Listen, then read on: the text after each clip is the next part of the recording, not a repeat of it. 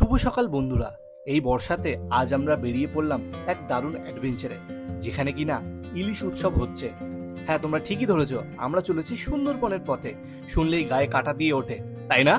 বাঘের দেশে যাচ্ছি তো, জঙ্গল, নদী আর গ্রাম সবকিছু একসাথেই আজকে প্ল্যানে।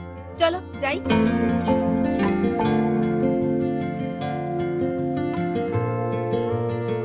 তো আমরা কিন্তু শিয়ালদা থেকে সকাল 7:42 ক্যানিং লোকাল ধরে ক্যানিং এ চলে আসি। আর সেখানেই আমাদের ট্রাভেল এজেন্সি বিটিএস এর তরফ থেকে আমাদের একটা অটো প্রোভাইড করা হয়। আর সেই অটোতে চেপেই আমরা চলে আসি সোনাখালী জেটি ঘাটে, যেখানে আমাদের জন্য অপেক্ষা করছিল কিন্তু বোট।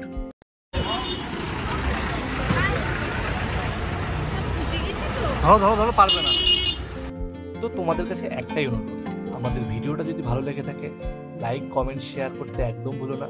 আর চ্যানেলে যারা নতুন আছো তারা অবশ্যই আমাদের চ্যানেলটাকে সাবস্ক্রাইব করে নাও। আর ফেসবুক পেজ থেকে যদি দেখে থাকো পেজটা ফলো করে নিও। দেখে পা ধরো। আমাদের লঞ্চ কি নেই কি জানি, না থাকলে হ্যাঁ ওই ইয়ে কি বলে সাঁতার কেটে আমরা ঘুরে বেড়াবো। কালকে দেখা যাবে।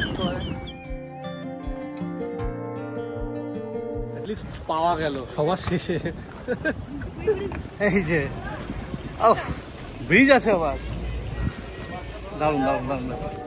তো আমাদের জন্য যে লঞ্চটি অপেক্ষা করছিল তার নাম ছিল কিন্তু শ্রী যমুনা। নামটা কিন্তু খুব সুন্দর। আর আমি এখন এই পাটাতনের উপর দিয়ে যাব। এটা কিন্তু আমার ফার্স্ট টাইম আমি এরকম পাটাতনের উপর দিয়ে লঞ্চে উঠবো। তো ভীষণ ভয় লাগছিল আমার।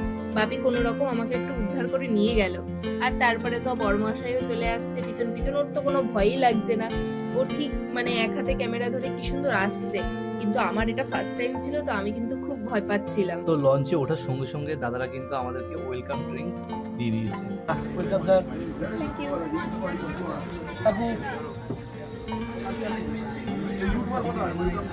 তো আমাদের ওয়েলকাম ড্রিঙ্কস দিয়ে দেওয়া হলো।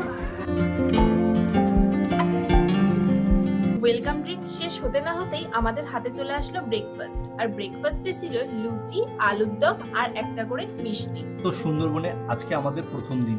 সোনাখালী থেকে হোগল নদীতে ঢুকে পড়েছি আমরা।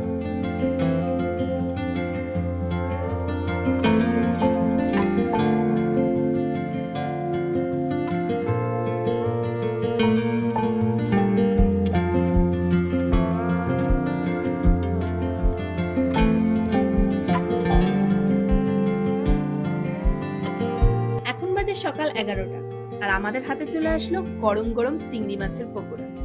তো এটাই এখন খেতে খেতে আমরা বাইরের প্রাকৃতিক সৌন্দর্য উপভোগ করছিলাম। চিংড়ি মাছটা কিন্তু দারুণ ক্রিস্পি ছিল আর খেতেও কিন্তু খুব সুস্বাদু ছিল। একদমই তাই, খুব সুন্দর ছিল খেতে, যেমন ক্রিস্পি তেমনি টেস্টি। আমি তো ফার্স্ট টাইম ট্রাই করলাম। তোমরা যদি আগে কখনো ট্রাই করে থাকো অবশ্যই কমেন্টে জানিও। আর বাপির খাওয়া হয়ে গেছে অনেক আগে, তাই বাপি আমার থেকে আবার নিয়ে খাচ্ছিল।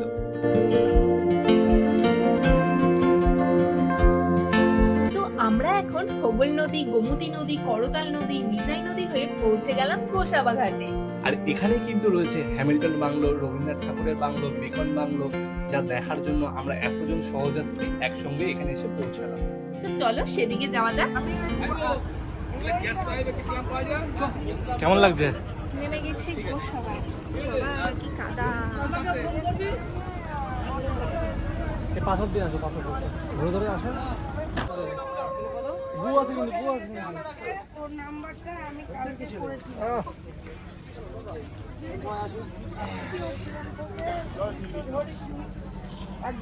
দারুণ লাগছে বেশ, মানে মনে হচ্ছে অন্যরকম অভিজ্ঞতা বলতে মনে হচ্ছে সেই আমাদের পাড়ায় যেরকম হয় না যে বাড়ির মধ্যে দিয়ে অলিগলি ঠিক সেরকম ব্যাপার। এটা হ্যামিল্টন সাহেবের বাংলো আছে, এটা পুরোপুরি কাঠের তৈরি, শাল কাঠের। বর্ষার জন্য রাস্তাঘাট খুব পিছল ছিল। আস্তে ধীরে সামনের দিকে এগিয়ে যাচ্ছি। আর এটাই হলো হ্যামিল্টন সাহেবের বাংলো, যেটা কিন্তু পুরোপুরি শালকাঠের তৈরি। তো এই জায়গাটা কিন্তু আমাদের দৃষ্টি আকর্ষণ করতে পারেনি, শুধুমাত্র একটা ঘর ছিল, ভেতরে কিন্তু কিছুই দেখার ছিল না। তো তোমরা যদি এই জায়গায় এসে থাকো অবশ্যই কিন্তু জানিও এই জায়গাটা তোমাদের কেমন লেগেছে।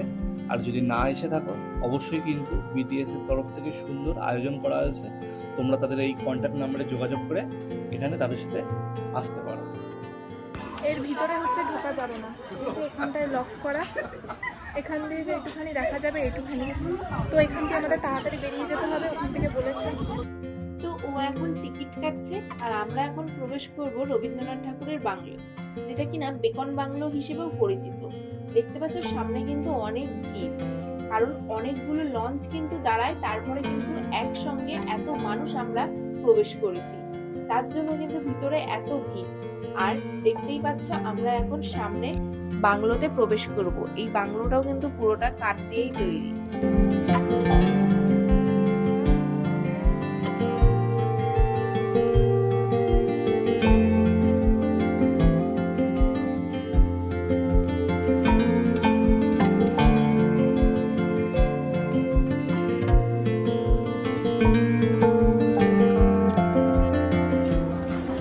কাঠের গোড়া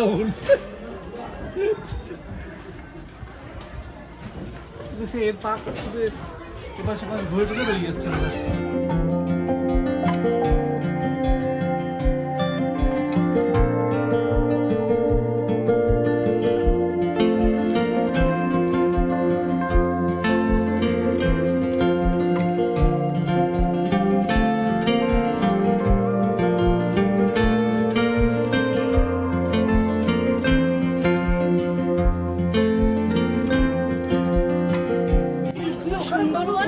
আসল বাগের দেখা পাই আর না পাই, একটা বাঘ তো দেখতে পেয়েছি। তো এবারে আমরা এখান থেকে বেরিয়ে যাচ্ছি গোসাবা ঘাটের দিকে, যেখানে আমাদের জন্য অপেক্ষা করছে কিন্তু লঞ্চ। আর এখানে কিন্তু আমরা অনেক সুন্দর সুন্দর ছবি তুলেছি, যে ছবিগুলো কিন্তু আমরা আমাদের ফেসবুক পেজ সৌভিক আর সঞ্চিতাতে পোস্ট করেছি। তোমরা যদি না দেখে থাকো অবশ্যই সেই পেজটা ভিজিট করো। আর এই দেখো কত লঞ্চ এখানে এসে দাঁড়িয়েছে, সবাই কিন্তু অপেক্ষা করছো যার যার নিজস্ব যাত্রীদের তুলবার জন্য। তো এখন আমরা আমাদের লঞ্চের দিকে উঠে যাচ্ছি, তো ভিডিওটা স্কিপ করো না, দেখতে থাকো।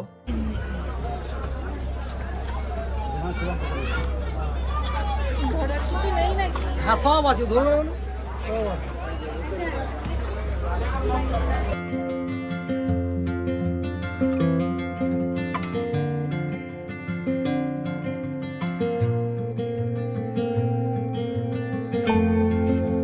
এত সুন্দর দৃশ্য, ইচ্ছে করছে নদীর মাঝে বসেই সারাটা দিন কাটিয়ে দিই। এখানে ইন্টারনেট নেই, কিন্তু প্রকৃতি আছে, শান্তি আছে, একদম মনের মতো একটা জায়গা, যার নাম সুন্দরবন। তো তোমরা দেখতেই পাচ্ছ আমরা এখন লাঞ্চের জন্য বসে পড়েছি। আর লাঞ্চে ছিল ভাত, মুড়িঘণ্ট, ডাল, পুঁই ইলিশ, যেটা কিনা ইলিশ মাছের মাথা দিয়ে পুঁই শাক রান্না করা, ইলিশ ভাপা, বেগুন ইলিশ, পাঁপড়, চাটনি। উফ, ইলাহি ব্যাপার, সত্যি এলাহি ব্যাপার। বাইরে এরকম প্রাকৃতিক দৃশ্য উপভোগ করতে করতে জলের মধ্যে খাওয়া দাওয়া করছি, এ যেন একটা অন্যরকম অভিজ্ঞতা, যার সাক্ষী আমরা রইলাম।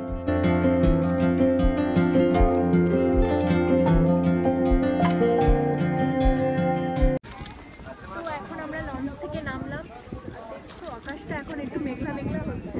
মানে আমরা রুমে যাব তখনই হয়তো বৃষ্টি নামবে, মানে ওয়েদার আমাদের সঙ্গে সাই দিয়েছে। আর এত সুন্দর হাওয়া, মনে হচ্ছে আমি এখানেই দাঁড়িয়ে থাকি।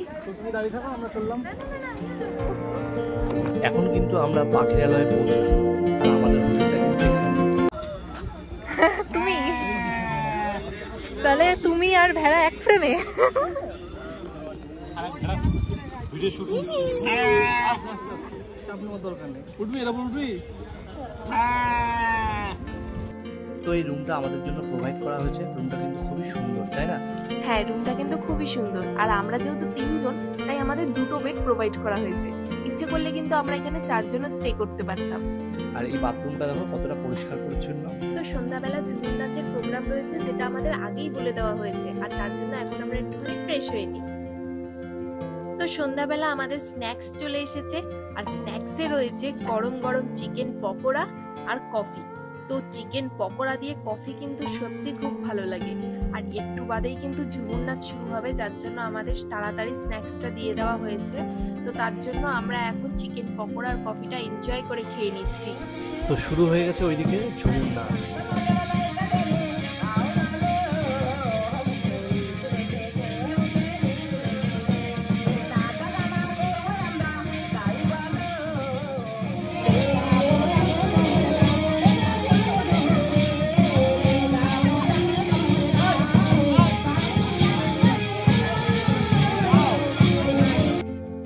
ঠাকুর নাচ শেষ হতে না হতে রাতের খাবারের আয়োজন শুরু হয়ে গেছে।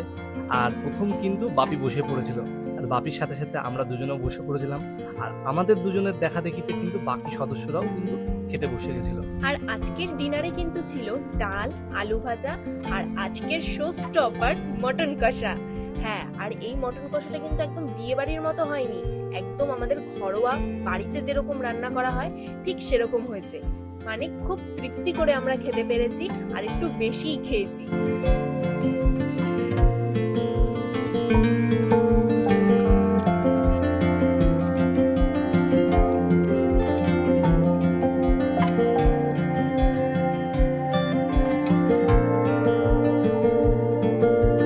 তো রাতের ডিনার শেষ করে আমরা নদীর পাড়ে কিছুটা সময় কাটালাম, আর এইভাবেই প্রথম দিনটা আমাদের কেটে গেল।